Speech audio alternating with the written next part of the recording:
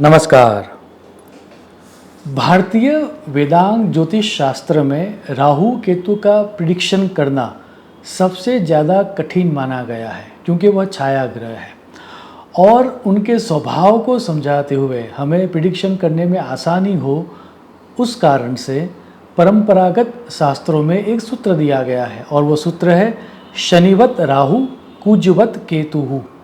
अर्थात राहु को शनि के समान समझकर और केतु को मंगल के समान समझकर प्रिडिक्शन करने में आसानी रहेगी। अब अगर इस सूत्र का हम आधार लें तो 3 अक्टूबर 2023 से जैसे ही युद्ध के देवता मंगल देव तुला राशि में जाएंगे, 30 अक्टूबर तक, दैट मीन्स तकरीबन 27 डेज के लिए मंगल और केतु की युति रहेगी। कुछ विद्वान इसे अंगारक योग भी कहते हैं और कुछ विद्वान इसको पिशाच योग भी कहते हैं। हालांकि ये योग सिर्फ और सिर्फ 27 दिन का है, लेकिन जब ये योग हो रहा है उसी दौरान गुरु और शनि दोनों ग्रह वक्री है। 14 अक्टूबर को सूर्य ग्रहण होने जा रहा है और 28 अक्टूबर को चंद्र ग्रहण होने जा रहा है। तो इतनी सारी एस्ट्रोनॉमिकल इवेंट्स एक साथ होने के कारण ये जो कंजक्शन है मंगल और केतु का, वह ज़्यादा महत्वपूर्ण हो जाता है और इसका परिणाम पूरे विश्व के ऊपर, भारत देश के ऊपर और हम सब पर क्या होगा उसके बारे में आज बात करेंगे। सर्वप्रथम तो मंगल और केतु की ये जो युति है वह मंगल की एनर्जी को और भी इंटेंसिफाई कर देती है और उसका कारण समझाते हुए महर्षि पराशर ने यह सूत्र दिया है, साथी ग्रहवत केतु।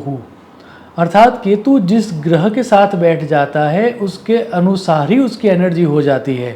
तो मंगल केतु की यह युति मंगल की एनर्जी को कई गुना ज़्यादा बढ़ा देगी।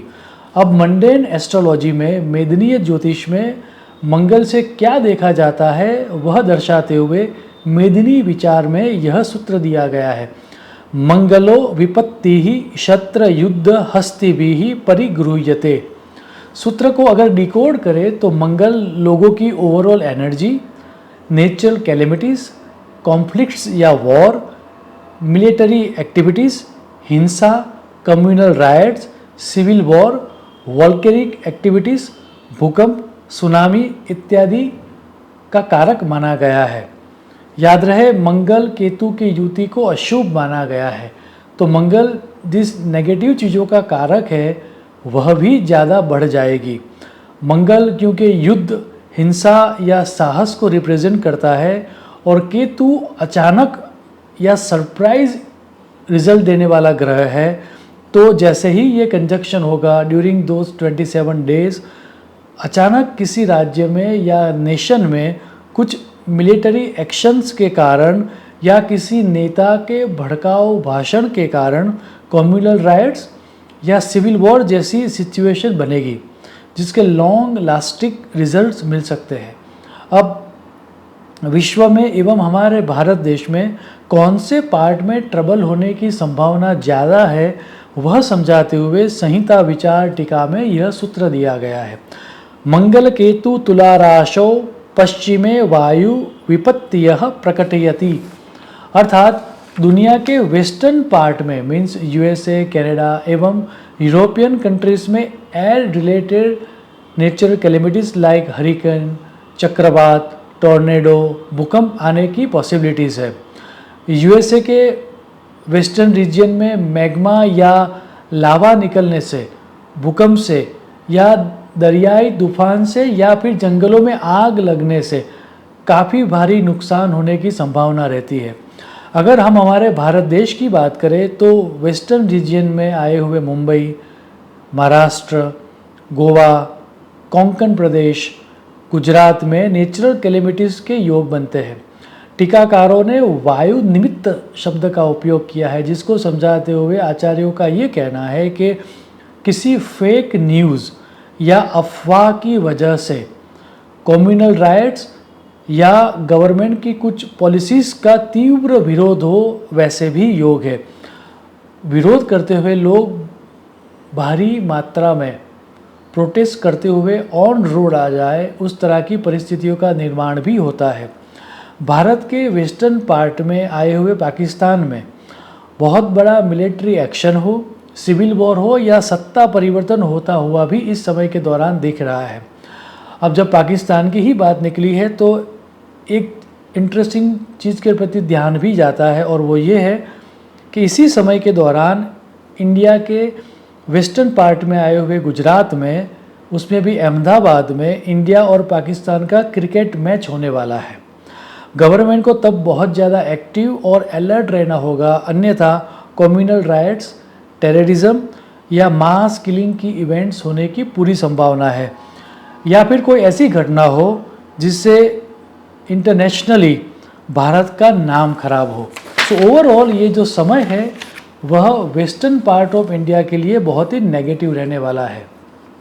अंत में हमारी 12 जो राशियाँ है उनको इस समय के दौरान क्या करना चाहिए, कौन से एरियाज़ में फोकस होना चाहिए ताकि ये जो नेगेटिव प्लानिटरी कंजक्शन है वो उनको मिनिमम नुकसान दे, उसके बारे में संक्षिप्त में बात करते हैं। मेष राशि वालों को अपने रिलेशनशिप्स के ऊपर फोकस होना चाहिए। अगर उन्होंने अपने संबंधों को टिकट फॉर ग्रांटेड लिया तो जो लॉन्ग लास्टिंग रिलेशनशिप से उनमें भी तकरार आने की संभावना है।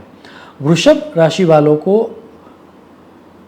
अपने सर्वेंट्स, अपने एम्प्लॉइज़ या वैसे व्यक्ति जो उनके लिए काम करते हैं या उनके नीचे काम करते हैं एवं अपने मौसा और अपने मैटरनल अंकल्स के प्रति फोकस होना होगा, अन्यथा वहाँ से नुकसान होगा। मिथुन राशि वालों को अपने संतान और अपनी एजुकेशन के प्रति फोकस होना पड़ेगा। कर्क राशि वालों को माता के प्रति, प्रॉपर्टी के प्रति या फिर रोड एक्सीडेंट्स के प्रति संवेदनशील होना पड़ेगा या फोकस होना पड़ेगा। सिंह राशि वालों को अपने सिबलिंग्स के प्रति संवेदनशील रहना होगा। They should avoid travelling and they should avoid adventure. कन्या राशि वालों को मॉनेटरी मैटर्स, धन संबंधी जो भी चीज़ें हैं उनमें फोकस होना पड़ेगा, परिवार के प्रति फोकस होना पड़ेगा। तुला राशि वालों को अपनी इमेज के प्रति, अपने मेंटल एटीट्यूड के प्रति फोकस होना पड़ेगा। वृश्चिक राशि वालों को अपनी हेल्थ, डेट के प्रति फोकस होना पड़ेगा। They should not travel during this time. धन राशि वालों को अपने फ्रेंड सर्कल या अपने सोशल सर्कल के प्रति संवेदनशील होना पड़ेगा। मकर राशि वालों को अपनी कैरियर, फादर के प्रति फोकस होना पड़ेगा। कुंभ राशि वालों को लॉन्ग यात्रा नहीं करनी चाहिए और they cannot take it granted as far as luck matter is concern. So luck के प्रति संवेदनशील होना पड़ेगा। मीन राशि वालों को अपनी हेल्थ के प्रति संवेदनशील रहना पड़ेगा और उनको कोई भी एडवेंचरस एक्टिविटीज़ नहीं करनी चाहिए। अंत में मंगल केतु का ये कंजक्शन हम सब को मिनिमम नुकसान दे, ऐसी ईश्वर को प्रार्थना करते हुए मैं मेरी वाणी को विराम दूंगा। शुभम भवतु। प्रणाम।